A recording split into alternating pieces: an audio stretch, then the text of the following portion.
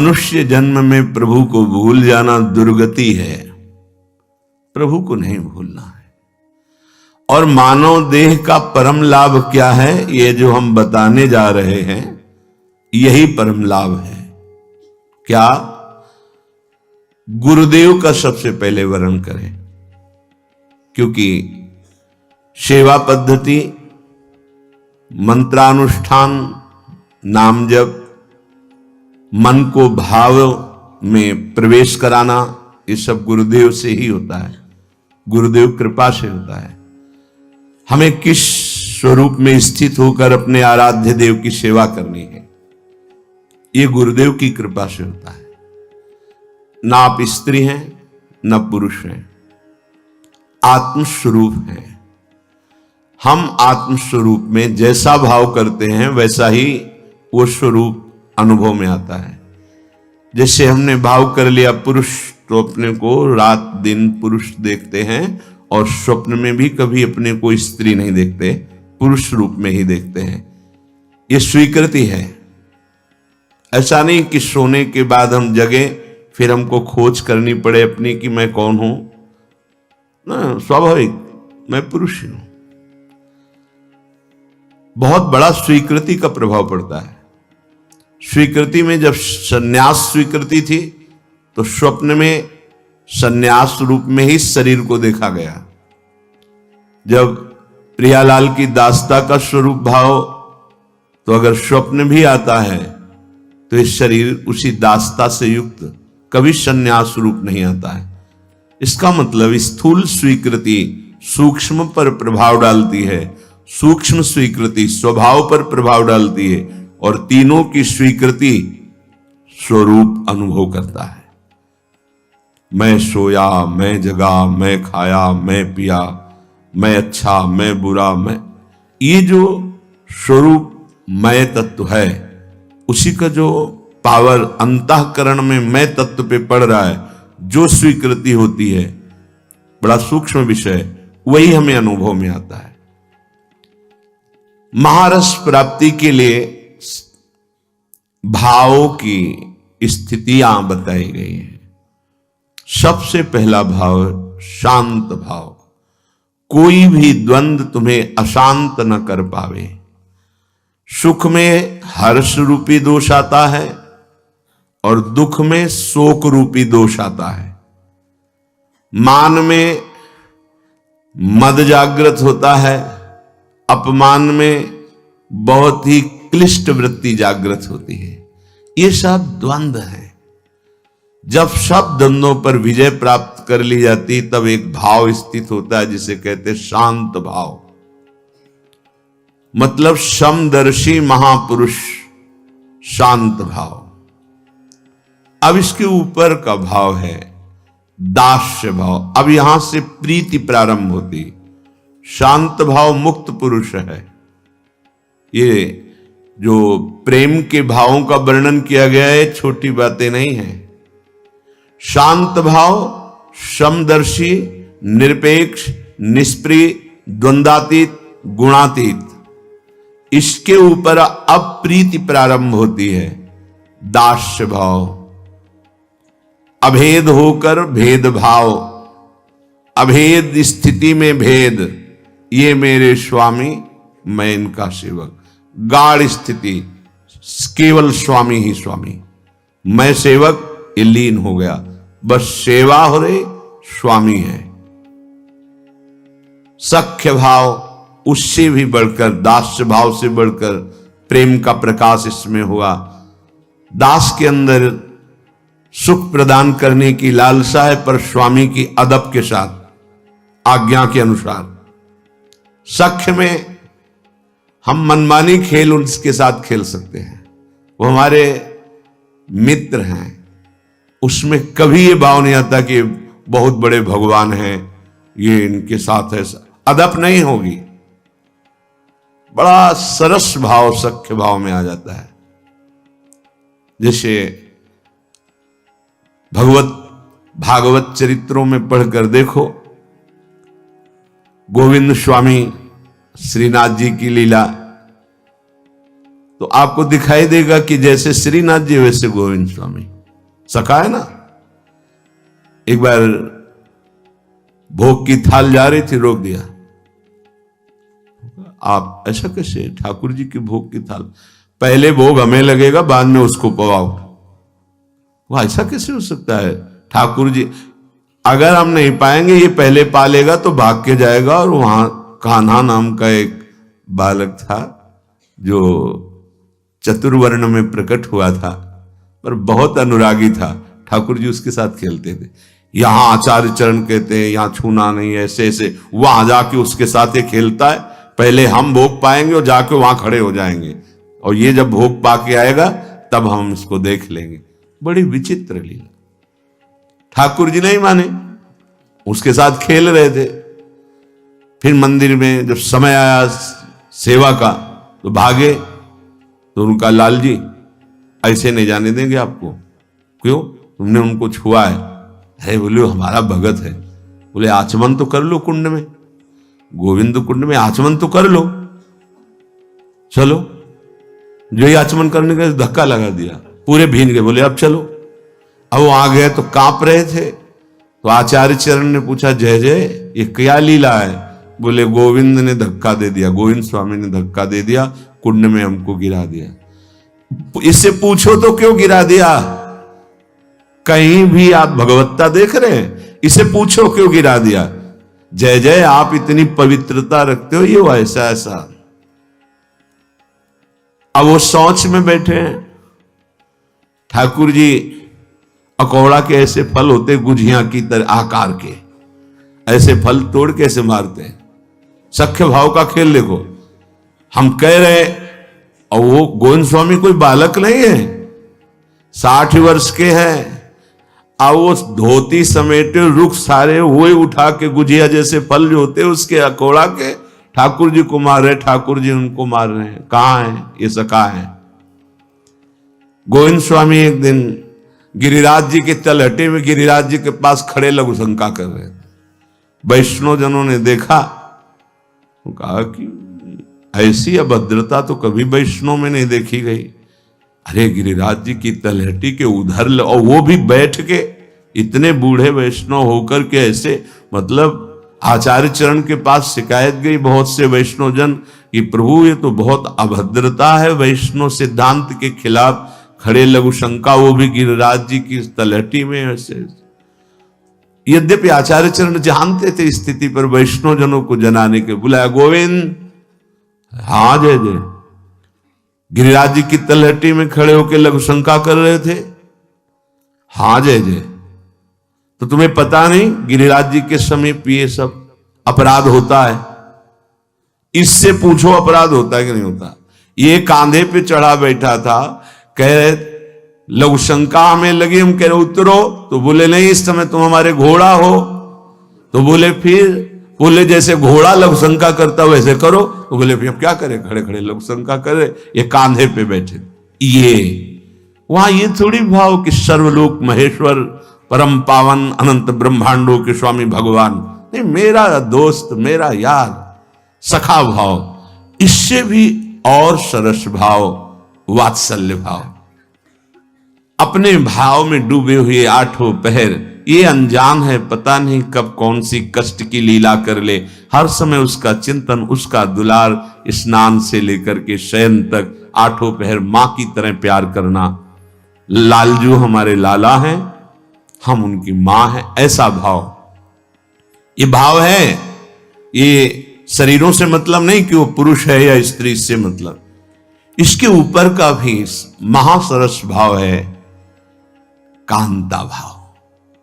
मेरे प्राण प्रीतम, मैं इनकी, ये भाव, इसमें इन किन्हीं भाव में स्त्री पुरुष का कोई संबंध नहीं, शरीरों का, ये आंतरिक भावों का है। बड़े बड़े महान परमहंसों ने इस भाव को प्राप्त करके भगवान की गोपी बने आकर के भगवान की बाहें अपने गले में डालकर रास आदि। इन सब भावों में प्रेम प्रेम प्रेम, प्यारे को सुख देना, प्यारे से सुख लेना। अब ये जो वृंदावन नित्य विहार रस का सहचरी भाव है, बड़ा अपार सुख। जहां प्यारे की रूप माधुरी, लीला माधुरी, गुण माधुरी बावरा बना देती है, तो जहां प्यारे को जिनकी मंद मुस्कान और विशाल नयनों की कटाक्ष व्याकुल कर दे, वो प्रियाजू, वो लालजू, इनको आठों पहर दुलार करने का सौभाग्य, दर्शन ही नहीं श्रीअंग सेवा का सौभाग्य। तो बोले मानुष जन्म को ये ही लाभ, सबसे बड़ा लाभ मनुष्य जन्म का मिला कि हमें गुरुदेव मिल गए, सबसे पहली बात। फिर गुरुदेव की आज्ञा, सेवा शब्द लिखा है। देखो गुरु ऋण होता है।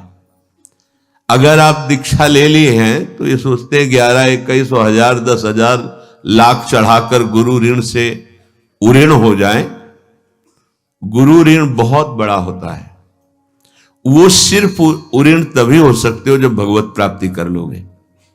वास्तविक गुरु ऋण से मुक्त वही होता है जो भगवत भजन करते हुए भगवत प्राप्ति करता है।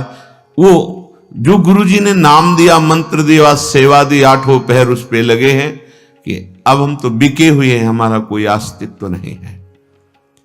वचन मान लीजिए, अगर 1 करोड़ माताओं का हृदय एकत्रित किया जाए तो भी गुरु के हृदय की समानता नहीं कर सकता, क्योंकि माता तुम्हारे तन के सुख के विषय में ही सोचेगी, गुरुदेव तुम्हें आत्म सुख प्रदान करने वाले हैं। और माता राग युक्त है और गुरुदेव वैरागी है। माता तुमसे अपेक्षा रखती है, मेरा पुत्र बड़ा हो और मेरे बुढ़ापे की लकड़ी बने, मेरी सेवा करे। गुरु अपेक्षा रहित है, तुमसे कभी कोई अपेक्षा नहीं चाहते। एक बात केवल गुरु के हृदय में, तुम अपने स्वरूप में स्थित हो जाओ, तुम भगवत प्राप्त हो जाओ। तो गुरु सेवा करी भक्ति बनाई, कृपा भई तब ये मन में आई। सूरदास जी कहते हैं जिन पर प्रभु की विशेष कृपा होती है उनके मन में बात आती है, नहीं हमारा जीवन तो अब गुरु आज्ञा में चलेगा, अब जो गुरुदेव कहेंगे उसी के अनुसार चलो। अपनी कोई भी बुद्धिमत्ता, अपने मन की कोई भी बात जो हमारे गुरुदेव की अवहेलना कर दे, हम ऐसे कभी नहीं चलेंगे। बोले कृपा भई, कृपा पात्र के मन में बात आती है कि अब मुझे गुरुदेव की सेवा करनी है। क्या सेवा? गुरुदेव की सेवा, आराध्य देव की आसक्ति। अंदर की बात समझ लीजिए, आराध्य देव का नाम जप करना, आराध्य देव की सेवा में रहना, आराध्य देव में लगना, ये गुरु की सेवा है। अगर आप गुरु के चरण दबा रहे हैं, आप वस्त्र धो रहे हैं और आप आराध्य देव का भजन नहीं कर रहे, ध्यान रखना, गुरुदेव की आज्ञा के अनुसार नहीं चल रहे, तो ये सेवा सुकृत तो हो जाएगी, भगवत प्राप्ति कराने वाली नहीं बनेगी। बिल्कुल सत्य विषय समझ लीजिए। बहुत दूर हो, गुरु को छू भी नहीं पाते हो, 2-4 महीने में कभी दर्शन होते हैं, लेकिन आप उनकी आज्ञा पे हो तो आपको निश्चित आखिरी परिणाम गुरु का सानिध्य मिलेगा। क्या? जहां गुरुदेव विराजमान भावदेह से होंगे, वहीं तुम्हें उन्हीं की सेवा में सदैव उन्हीं के साथ रहने को मिलेगा। साथ रह रहे हो, अवज्ञा कर रहे हो, मनमानी कर रहे हो, कभी साथ नहीं रह पाओगे। दूर रह रहे हो, आज्ञा पे चल रहे हो, सदा सदा के लिए साथ रह जाओगे। ध्यान रखना, यही देह सो सुमिरो देवा। बहुत सुंदर प्रसंग वर्णन कर, ये कल शाम के चिंतन हुआ, गदगद हृदय हो रहा था। यही देह सो, आपको भावदेह तो प्राप्त नहीं हुई ना, ये देह है ना, यही देह सो सुमिरो देवा। देह धार करिए अब सेवा, इसी देह से। सुनो संत सेवा की रीति, करें कृपा मन राखो प्रीति, उठ के प्रात गुरु ही सिर नावे, प्रात समय आराध्य को ध्यावे। बहुत सुंदर महामहिम है। हे संत जनों, यहां गृहस्थ विरक्त शब्द नहीं है, संत शब्द है। विभीषण जी को देख करके भगवान श्री राम कह रहे हैं, तुम सरीखे संत प्रिय मोरे, धरो देह नहीं आन निहोरे। विभीषण जी कोई पोशाक संत वाली नहीं धारण किए, लेकिन हृदय से संत हैं, गृहस्थ में हैं, राजमंत्री हैं, राज पोशाक से आए हुए हैं। भगवान कह रहे हैं, तुम सारीखे संत प्रिय मोरे, धरऊं देह नहीं आन निहोरे। तुम्हारे जैसे संतों के लिए मैं अवतार धारण करता हूं। यहां चाहे गृहस्थ हो या विरक्त, यहां वो संत है जो गुरुदेव का वर्ण करके, जो उनकी आज्ञा के अनुसार चलता है और इसी मानव देह से प्रगट सेवा करता है। यहां भावदेह से मानसी सेवा परिणाम है, यहां आज्ञा कर रहे इसी देह से। यही देह सो सुमिरो देवा, देह धारी करिए सब सेवा। क्या अब सेवा पद्धति का वर्णन कर रहे हैं, उसके फल का वर्णन कर। प्रातः काल जब उठे सबसे पहले गुरुदेव को प्रणाम करें। यहीं से हमारी दिनचर्या है और यहीं से परमार्थ प्रारंभ हुआ है। पहले मनुष्य जन्म का लाभ गुरुदेव की शरणागति। प्रातः काल जे ही आंख खुली तो सबसे पहले गुरु चरणों में प्रणाम, गुरुदेव को प्रणाम, फिर अपने आराध्य देव का नाम मंत्र। गृहस्थ में हो, गृहस्थ धर्म का संयोग किया है तो स्नान के बाद मंत्र। विरक्त है तो हर समय पावन है, सैया पे उठा गुरुदेव को प्रणाम और मंत्र जाप प्रारंभ। जब शौच आदि लगे तो उसकी नित्य क्रिया। गृहस्थ है, गृहस्थ धर्म का संयोग किया है, नाम जप कर सकता है पर उस सैया पर मंत्र जाप नहीं। पवित्र होकर के फिर अन्य आसन पर बैठकर मंत्र जाप करें। अब ठाकुर सेवा के लिए जब आप जा रहे हैं तो आपको यह ध्यान रखना है कि आपको चाहिए क्या। सूरदास जी बहुत सावधानी की बात कह रहे हैं। क्या चाहिए तुम्हें? हमारी तरफ से प्रार्थना, कभी भगवान से लौकिक वस्तुएं मत मांगना। अपने आप हर आवश्यकता वो पूरी करना शुरू कर देंगे। आप मांगोगे वो निश्चिंत हो जाएंगे, आप नहीं मांगोगे वो चिंतित हो जाएंगे कि ये तो मांगता ही नहीं है कभी, अब इसको इस समय क्या आवश्यकता है। वो खुद पक्का पूरे जीवन के अनुभव की बात, जब जहां व्यवहारिक पारमार्थिक रक्षा करनी हुई है तब सरकार ने रक्षा की, जहां उनको संभालना हुआ है, जो देना हुआ है, जो पोषण कराना हो, सब ये जो प्रभु ने कहा है, अनन्यश्चिन्तयन्तो माम ये जनाः पर्युपासते तेषां नित्याभियुक्तानां योगक्षेमं वहाम्यहम् अक्षरशः परम सत्य। वो योग और क्षेम बहुत अच्छे से करते हैं। अप्राप्त की प्राप्ति कराना योग और प्राप्त की रक्षा करना क्षेम, दोनों मेरे प्रभु बहुत अच्छे से करते। इसकी चिंता मत करो, ऐसा मांगो कि हमारा चित्त निरंतर आपसे जुड़ा रहे। बिसरियो ना बिसारियो, यही दान मोहि देव। अब जब अपने ठाकुर जी के समीप, सिंहासन के समीप पहुंचे तो सबसे पहले दंडवत किया, साष्टांग दंडवत, पंचांग दंडवत, पर्दा खोलने के पहले ही दंडवत किया। परम धाम की प्राप्ति होगी। एकोपि कृष्ण कृतः प्रणामो दशाश्वमेधावृतेन तुल्यः दशाश्वमेधि पुनरेपि जन्म कृष्ण प्रणामी न पुनर्भवाय। भगवान व्यासदेव जी महाभारत में एक बार श्री कृष्ण को साष्टांग दंडवत कर ले तो 10 अश्वमेध यज्ञ के अवभृत स्नान का फल प्राप्त होता है। 10 अश्वमेध के अवभृत स्नान करने वाला स्वर्ग जाएगा, अपने यज्ञों का फल भोगेगा, फिर मृत्यु लोक में आएगा। लेकिन कृष्ण प्रणामी न पुनर्भवाय। दशाश्वमेधि पुनरेपि जन्मो, तो कृष्ण प्रणामी न पुनर्भवाय।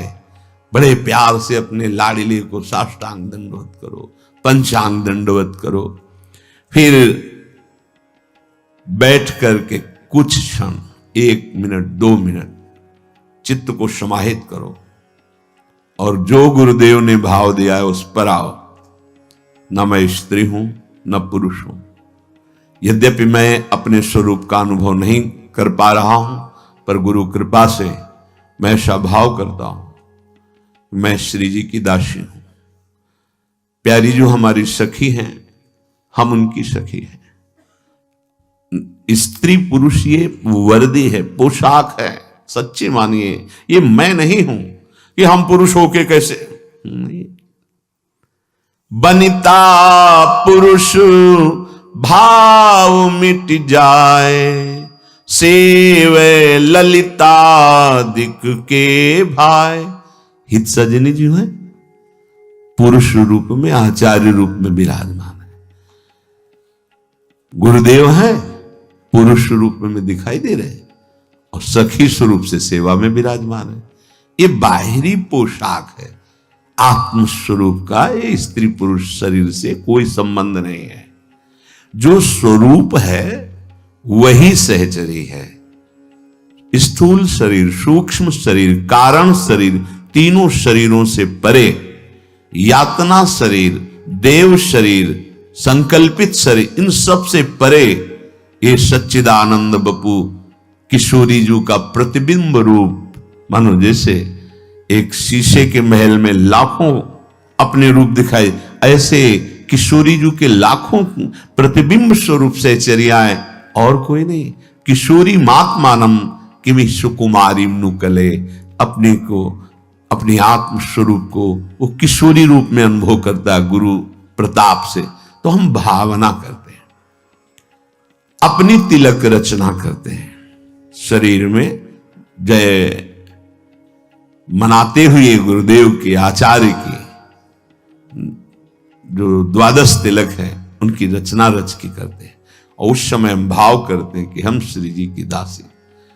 अगर ऐसा पुरुषत्व भाव बहुत जोर का है तो हम प्रिया प्रीतम के दास हैं, ऐसा शुरू कर दो। हरिवंश बलिदासुरी तुम जो कंचन तनी, लाल मरकत मनी, उभय कल हंस, हरिवंश बलि दासुरी। दास भाव, मैं दास हूं प्रिया प्रीतम का, यहां से शुरू करो, आगे बड़ी की मात्रा लग जाएगी, वो स्थिति आ जाएगी। तिलक अर्चना करके अपने को एक क्षण भाव में पहले लाओ। अब मैं परिचर्या में जा रहे हो, अब किसकी परिचर्या में जा रहे हैं, तो सामने भाव करो, हमारे श्यामा श्याम विराजमान है। बड़े बड़े महाभागवतों को जो पद मिला है, सुख मिला है, वो उस उपासक को सुख मिलता है। सेवा के पहले ध्यान करो, हम किसकी सेवा करने जा रहे हैं। गौर श्याम जोरी, अद्भुत जिनका सौंदर्य, अद्भुत प्रभाव, अद्भुत महिमा, मैं उनकी सेवा करने जा रहा हूं।